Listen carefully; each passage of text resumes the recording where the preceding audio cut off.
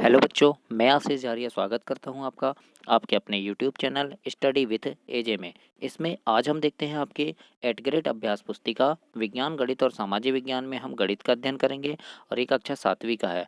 और मैं आपको इसमें हिंदी, अंग्रेजी, संस्कृत, विज्ञान, सामाजिक विज्ञान सबका करवा चुका हूँ।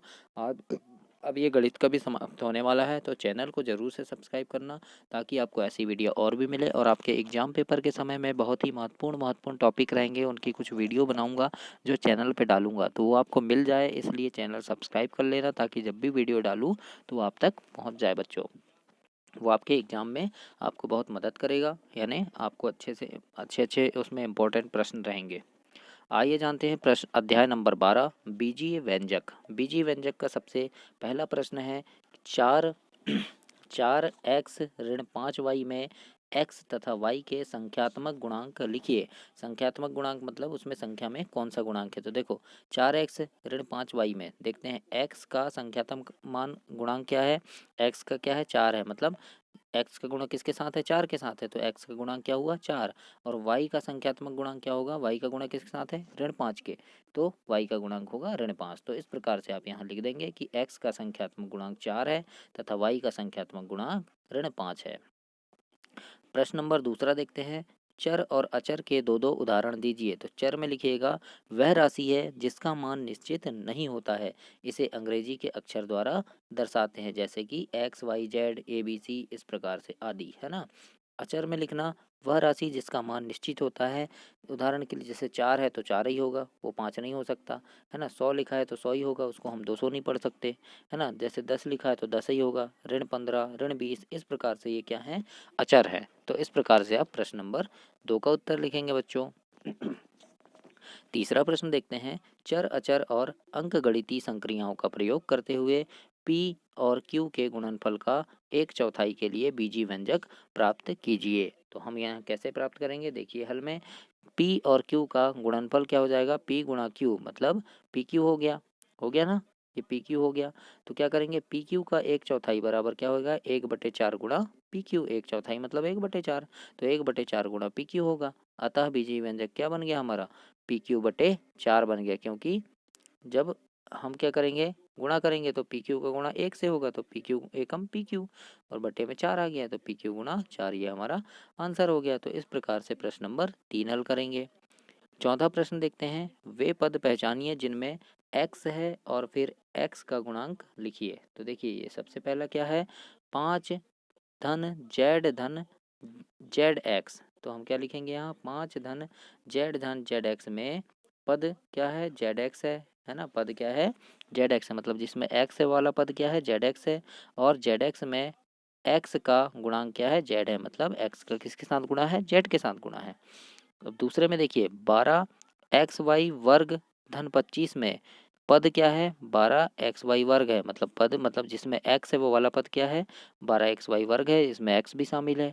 और x का गुणांक क्या हो जाएगा, तो x का गुणा किसके साथ है, तो 12xy वर्ग में क्या किसके साथ है, 12y वर्ग के साथ x का गुणांक है, तो 12y वर्ग है, ऐसा लिख देंगे इसमें। ये हुआ आपका चौथा प्रश्न। चैनल को सब्सक्राइब करना ताकि आपको ऐसी वीडियो और भी मिले, और एग्जाम पेपर के समय जो भी महत्वपूर्ण वीडियो मैं लेकर आ रहा हूँ वो भी आपको मिल सके, इसलिए चैनल सब्सक्राइब कर लेना ताकि आपकी पढ़ने में थोड़ी हेल्प हो जाए। ये सारे सब्जेक्ट की लेकर आऊँगा, तो सब्सक्राइब कर लेना और बेल आइकन प्रेस कर देना। प्रश्न नंबर 5वां देखते हैं, नीचे दिए गए व्यंजकों में पदों और उनके गुणनखंडों को छाटिए। तो देखिए पद ये हो गया, है ना। जैसे ये पहला है, पहला में क्या है, पद और गुणनखंड छाटना है, तो 4x वर्ग ऋण 3xy में पद क्या हो जाएगा, 4x वर्ग और ऋण 3xy, ये पद हो गए। अब गुणनखंड क्या हो जाएगा, तो 4x वर्ग में गुणनखंड क्या हो जाएगा, 4 और x वर्ग है तो x और x 2 बार हो गए, तो ये गुणनखंड हो गया, है ना। और ऋण 3xy में गुणनखंड क्या हो जाएगा, ऋण 3x और y है ना। इसी प्रकार से दूसरे नंबर में देखते हैं अब, 4p वर्ग q ऋण 3pq घन धन 5, इसमें पद क्या हो जाएगा, तो पद एक पद हो गया हमारा 4p इस वर्ग q, ये एक पद हो गया। उसके बाद ऋण 3pq वर्ग, ये दूसरा पद हो गया, और तीसरा पद क्या हो गया, 5, है ना। और गुणनखंड कैसा हो जाएगा इसका, तो 4p वर्ग q में गुणनफल क्या हो जाएगा, तो 4 पी वर्ग है तो 2 पी आ जाएंगे यहाँ, और क्यू अकेला है तो क्यू, ये एक गुणनखंड हो गया। ऋण 3 पी क्यू वर्ग में क्या हो जाएगा, ऋण 3 आ गया, पी आ गया, और क्यू वर्ग है तो क्यू 2 बार आ गया तो ये आ गया, और 5 तो अकेला है तो 5 में 5 ही है। तो इस प्रकार से आप प्रश्न नंबर 5 का उत्तर लिखेंगे। छठवां प्रश्न देखते हैं। छठवां प्रश्न है व्यंजक 100 ऋण एक्स वर्ग का मान x बराबर 2 के लिए ज्ञात कीजिए। मतलब x की जगह हमको 2 रखना है, तो व्यंजक 100 ऋण x वर्ग में x बराबर 2 रखने पर हम लिखेंगे, तो 100 ऋण x वर्ग है तो x की जगह 2 रखो तो 2 का वर्ग हो गया, और 2 का वर्ग कितना होता है 4, तो 100 ऋण क्या हो गया 2 का वर्ग 4, तो कितना आ जाएगा हमारा आंसर 96। 100 ऋण 4 96, तो ये होगा हमारा आंसर। अब प्रश्न नंबर 7वां देखते हैं। 7वां प्रश्न है आपका कि a बराबर 2 b बराबर 2 और a वर्ग धन ए बी धन बी वर्ग का मान ज्ञात कीजिए। यानी a बराबर 2 है और b बराबर भी 2 है, तो हम लिखेंगे यहाँ पे a वर्ग धन ए बी धन बी वर्ग में a बराबर 2 और b बराबर ऋण 2 रखने पर। तो देखो यहाँ क्या है, a वर्ग धन ए बी धन बी वर्ग, तो a वर्ग में a है तो a की जगह हमने 2 रख दिया और वर्ग रख दिया। ए बी है तो ए की जगह 2 रख दिया, बी का मान है ऋण 2 तो बी का मान ऋण 2 रख दिया, है ना। गुणा का चिन्ह है तो गुणा का चिन्ह लगा दो। उसके बाद क्या है, देखो बी वर्ग है तो बी वर्ग है तो बी का मान कितना है ऋण 2, है ना, तो ऋण 2 का वर्ग रख दिया। ये कर दिया हमने। अब क्या किए, 2 का वर्ग हुआ, 2 दूनी 4, फिर देखो ये ऋण और धन, ये ऋण और धन क्या मिलकर क्या हो गया ऋण, तो ये ऋण 4 हो गया, 2 दूनी 4, इसका गुणा इससे होगा तो ऋण 2 से, तो 2 और धन और ऋण का गुणा ऋण, तो ऋण 4 हो गया। अब देखो इसमें क्या हो जाएगा, ऋण ऋण 2 का वर्ग है तो ऋण 2 गुणा ऋण 2 होगा तो ऋण ऋण का गुणा धन हो जाएगा, 2 दूनी 4, तो ये सिर्फ 4 हो गया। अब आप ये यहाँ मत सोचना कि यहाँ ऋण है तो यहाँ धन कैसे आ गया, तो मैंने अभी बता दिया ना आपको, ये ऋण 2 का वर्ग है तो ऋण 2 गुणा ऋण 2 हो गया, तो ऋण से ऋण का खत्म हो जाएगा, यानी ऋण ऋण का गुणा धन हो जाएगा, और 2 दूनी हो जाएगा 4 बच्चों, तो ये हो गया 4, तो इस प्रकार से आ गया। अब देखो ये 4 का 4 लिख दिया हमने, ये धन ऋण का ऋण हो गया तो ऋण 4 आ गया, और ये धन में धन ही है, ये हो गया। ये 4 में से 4 गए तो कुछ नहीं बचा, यानी यहाँ 0 बच गया, और ये 4 अकेला है तो यहाँ 4 आ गया। आंसर क्या आ जाएगा हमारा 4, यानी 4 में से 4 गए तो 0, और 0 और 4 को जोड़ेंगे तो सिर्फ 4, तो ये हमारा आंसर होगा। प्रश्न नंबर 8वां देखते हैं। निम्नलिखित में समान पदों को छाटिए। समान पद छाटना है। समान पद मतलब जैसे ये देखो एक्स वाई वर्ग है तो एक्स वाई वर्ग वाले ही पद छाटना है, तो सबसे पहले देखो हम यहाँ से शुरू करते हैं। एक्स वाई वर्ग है तो एक्स वाई वर्ग है, फिर एक्स वाई वर्ग वाई वाला कहाँ है, वाई वर्ग वाला, तो देखिए फिर कहाँ ये आ गया 2x वाई वर्ग, फिर नहीं है तो हमने ये पहले नंबर में लिख दिए। अब फिर क्या करेंगे, दूसरे में देखो 4y x वर्ग है, तो इस प्रकार का, और दूसरा पद कहाँ है, तो 4y x वर्ग वाला ये है, देखो 20x वर्ग y, यानी आगे पीछे भी हो गए तो चलता है, x वर्ग y वर्ग, तो इस प्रकार से ये लिख दिए। तीसरा है फिर ये आ गया 8x वर्ग, तो 8x वर्ग, और दूसरा पद क्या आ जाएगा, देखो ऋण 11x वर्ग आ गया। फिर कहाँ है, देखो तो ये ऋण 6x वर्ग है, तीन ही है इसमें तो ये हमने लिख दिए, है ना, समान पद। चौथे नंबर पे देखो क्या है, तो ये 7y है। अब 7y सिर्फ y वाले और दूसरे नहीं है, तो a अकेला हो गया।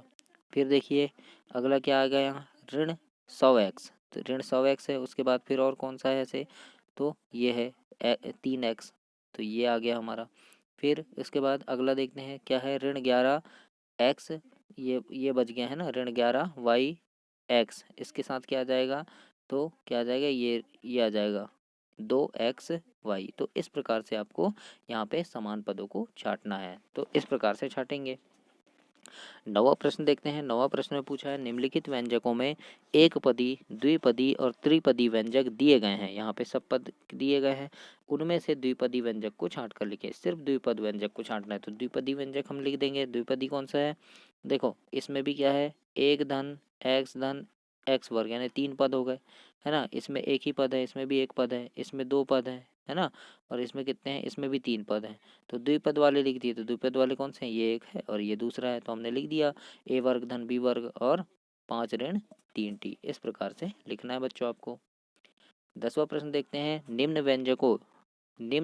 व्यंजकों यानी 7mn ऋण 4 तथा ऋण ab धन 2b वर्ग ऋण 3a वर्ग के पदों और गुणनखंडों को पेड़ आरेख द्वारा दर्शाना है। अब देखो पेड़ आरेख कैसे बनाते हैं, ये देखो सबसे पहले क्या दिया है हमको, 7mn 4 दिया है ना, तो हमने लिख दिया 7mn ऋण 4, है ना। तो देखो अब यहाँ दो पद है ना। पहला पद क्या है, पहला पद है 7mn, तो ये 7mn हमने लिख लिया। दूसरा पद ऋण 4 है, तो ये लिख लिया।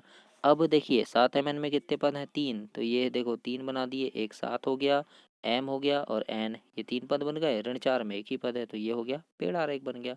इसी प्रकार से अगला दिया था हमको क्या, ऋण ऋण ab है ना, धन b वर्ग ऋण 3ab। तो देखिए इसमें क्या आ जाएगा, पहला पद ऋण ab आ गया, दूसरा पद क्या आ जाएगा, धन 2b वर्ग आ गया, तीसरा पद क्या आ जाएगा, ऋण 3a वर्ग आ गया, है ना।